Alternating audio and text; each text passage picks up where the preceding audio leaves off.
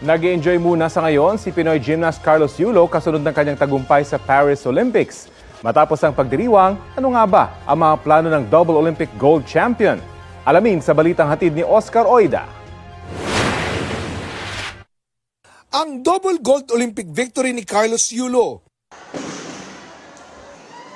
Inspirasyon ngayon para sa mga kabataang gymnast. Proud man kami as like athletes ng gymnastics kay like magaan na gin man recognition ng amo niya sport and as ano kami man nga athletes. Isang nagdaog si Kaloy, nas na-realize ginila nga pwede maglikin siya ang lalaki, pwede man siya nga i-break natin ang gender norms. Ultimate goal na kung ituring ni Carlos ang double gold medal na nakamit niya sa men's gymnastics ng 2024 Paris Olympics.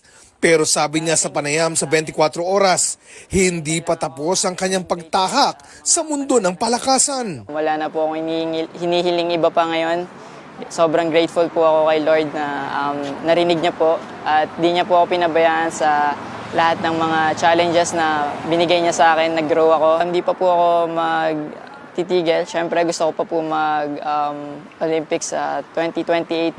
Malaki ang pasasalamat ni Yulo sa iba't ibang sumuporta sa kanya, kabilang ang kanyang coach at sa iba pang tumulong sa kanyang training. We did our best sa lahat po ng aspeto sa training and nag-work hard po talaga kami. Marami kaming pinagtanungan ng mga coaches na strategy nila. Pati sa nobyang si Chloe. Naalagaan po yung mental health ko and well-being ko po. Mas nakilala ko po yung sarili ko personally. Through ups and downs po, nandun po talaga si Chloe. At pagdating sa mga gantimpalang alok sa kanya ng iba't ibang institusyon at establishmento, sabi ni Yulo, Ako na pong bahala po. May team na rin naman po ako na mag-handle po dyan. sa ngayon, focus muna si Yulo sa kanyang personal na buhay. Ipagdiriwang muna nila ang nakamit na tagumpay.